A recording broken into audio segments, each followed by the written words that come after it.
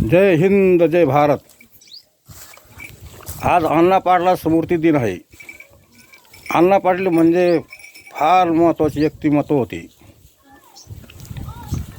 आणि ते असे होते, एक सिंहच होते.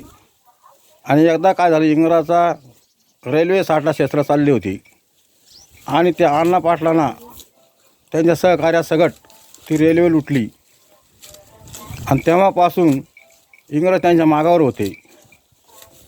हेच नव्हे तर त्यांनी इंग्रजाच्या पायाला पत्र्या ठोकून गावातून दिंड काढली त्यांचीवाली, असे ते अण्णा पाटील होते.